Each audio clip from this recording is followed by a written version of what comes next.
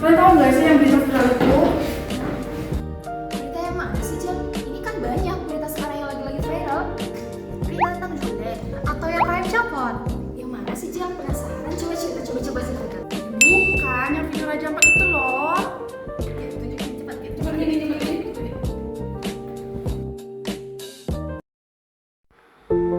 Raja Ampat dikenal sebagai surga terumbu karang, sering disebut sebagai Amazonnya lautan karena kekayaan biota lautnya yang tak tertandingi di dunia. Raja Ampat adalah mahakarya alam.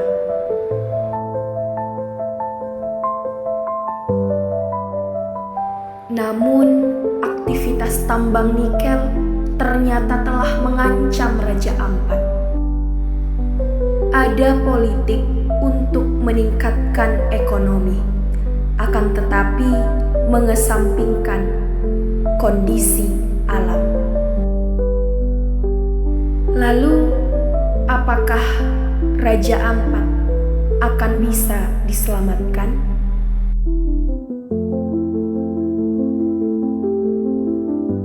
Nah, itu tadi video viral tentang Raja Ampat tadi, guys. Jadi gini, Raja Ampat itu dikenal sebagai Amazonnya lautan, surga bawah laut dengan kekayaan biota yang tak tertandingi di dunia.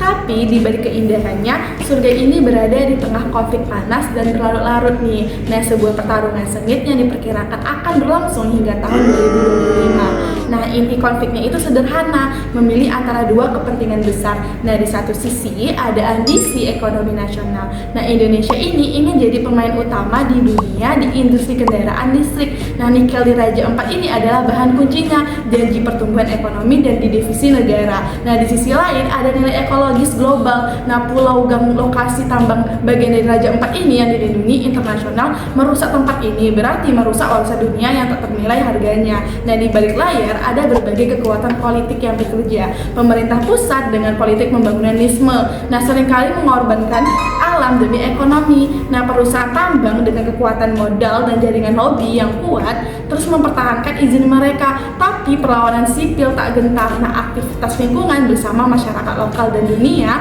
terus berjuang di jalur hukum. Nah, untuk unjuk rasa dan kampanye global demi etika ekosentrisme demi melindungi alam. Nah, jadi kita udah tahu nih tentang kasus Raja Ampat. Tentunya hal ini dapat disebabkan oleh beberapa faktor. Yang pertama, fokus ke ekonomi cepat untung, di mana pemerintah sering mengejar pertumbuhan ekonomi cepat, misalnya lewat pembangunan besar atau investasi industri. Akibatnya, aturan lingkungan sering dilonggarkan supaya proyek bisa jalan cepat. Padahal dampaknya itu bisa merusak alam. Yang kedua, ada pengaruh dari pengusaha besar dan lobby politik, di mana perusahaan besar punya pengaruh kuat ke pemerintahan lewat lobby dan dana politik. Mereka bisa menekan agar aturan dibuat lebih longgar untuk kepentingan bisnisnya meskipun itu beresiko merusak lingkungan. Selanjutnya itu ada aturan yang tumpang tindih dan tidak jelasnya. Kadang peraturan tentang lingkungan dan pembangunan saling bertabrakan. Misalnya satu lembaga ingin menjaga hutan, tapi lembaga lain kasih izin yang sama. Akibatnya banyak pihak memanfaatkan situasi ini untuk keuntungannya sendiri gitu.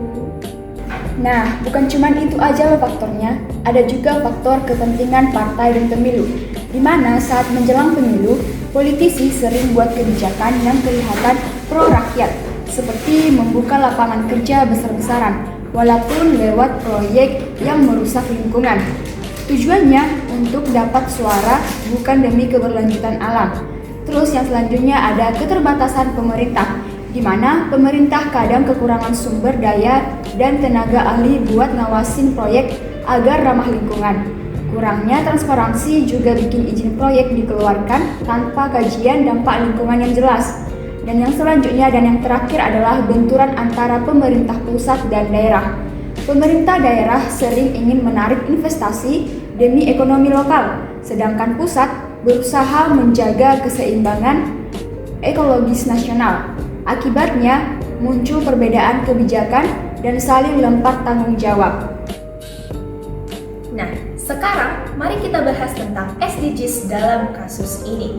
Nah, SDGs atau Sustainable Goal Development adalah janji global untuk mencapai keseimbangan antara ekonomi, sosial, dan lingkungan hingga tahun 2030. Intinya, keuntungan hari ini tidak boleh merusak masa depan. Namun janji ini diuji di Raja Ampat, pusat keanekaragaman hayati laut dunia. Tragedi bermula dari izin tambang nikel, pergerukan darat menghasilkan sedimentasi lumpur yang langsung mencekik terumbu karang. Ini adalah pelanggaran fundamental terhadap SDG 14 atau ekosistem lautan dan mengorbankan modal alam permanen demi keuntungan jangka pendek. Nah, dimensi politik dan kegagalan institusi kasus ini sangat-sangat syarat politik. Pertama, isu kewenangan. Izin tambang terbit di kawasan sensitif karena adanya tumpang tindih kebijakan dan dugaan intervensi elit, mengabaikan kepentingan ekologis lokal.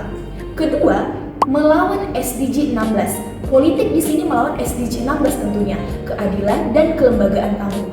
Suara masyarakat adat dan nelayan yang memprotes keadilan tenggelam oleh kekuatan modal dan birokrasi menunjukkan kegagalan lembaga negara. Ketiga, prioritas ekonomi. Keputusan politik untuk melanjutkan tambang menunjukkan bahwa ambisi pertumbuhan ekonomi atau hilirisasi nikel dijadikan prioritas mutlak, mengorbankan pilar lingkungan dan sosial. Jadi, dapat disimpulkan bahwa kasus Raja Ampat adalah cerminan kegagalan politik dalam mengimplementasikan SDGs secara utuh. Pembangunan tidak bisa disebut berkelanjutan jika ternyata merusak lingkungan, mengabaikan masyarakat, dan didorong oleh keputusan politik yang tidak adil. Kita harus menuntut komitmen politik diwujudkan, bukan hanya dalam pidato, tetapi dalam pencabutan izin yang merusak dan menegakkan hukum yang kuat demi janji global 2030. Nah, begitu dia. Selain SDGs, kita juga akan membahas mengenai resistensi politik yang dialami gerakan lingkungan dalam memperjuangkan isu ekologis yang menjadi prioritas kebijakan publik. Nah, gerakan lingkungan di Indonesia menghadapi banyak hambatan politik ketika berusaha menjadikan isu lingkungan sebagai prioritas dalam kebijakan publik. Nah, hambatan ini muncul karena kepentingan ekonomi dan politik para elit yang masih berfokus pada eksploitasi sumber daya alam demi mengejar pertumbuhan ekonomi. Akibatnya, aktivis lingkungan seringkali mendapatkan stigma negatif atau bahkan diskriminalisasi saat menentang proyek besar yang merusak alam. Di sisi lain, peluang untuk terlibat dalam proses politik ini dan menyuarakan kepentingan lingkungan masih sangat terbatas. Selain itu, cara berpikir pembangunan yang menekankan pertumbuhan ekonomi jangka pendek juga membuat isu keberlanjutan lingkungan dianggap kurang penting. Nah, selanjutnya mari kita bahas tentang resistensi ekonomi dan politik elit. Gerakan lingkungan sering mendapat perlawanan dari pemerintah dan korporasi yang berkepentingan pada eksploitasi sumber daya alam karena dianggap menghambat pertumbuhan ekonomi dan investasi. Yang kedua ada stigmatisasi dan kriminalisasi aktivis, di mana aktivis lingkungan kerap mengalami intimidasi, kekerasan, dan kriminalisasi serta dicap sebagai penghambat pembangunan atau provokator. Ketiga ada minimnya akses politik. Gerakan lingkungan memiliki posisi lemah dalam pengambilan kebijakan karena keputusan strategis tetap dikuasai elit politik dan ekonomi. Yang keempat ada resistensi ideologis pembangunanisme. Ideologi pembangunan yang menekankan pertumbuhan ekonomi membuat isu lingkungan dianggap sekunder dan kurang diprioritaskan. Dan yang terakhir ada lemahnya dukungan hukum dan institusi. Penegakan hukum lingkungan sering tidak konsisten akibat intervensi politik dan ekonomi dari pihak berkepentingan. Jadi kesimpulannya Raja Ampat itu menjadi tempat konflik politik antara kepentingan ekonomi dan konservasi lingkungan. Nah, yang dimana pemerintah pusat itu dihadapkan pada keputusan sulit mencabut izin usaha pertambangan di Pulau Gang untuk menjaga status konservasi atau mempertahankannya demi keuntungan ekonomi. Sekian dari kelompok kami, terima kasih.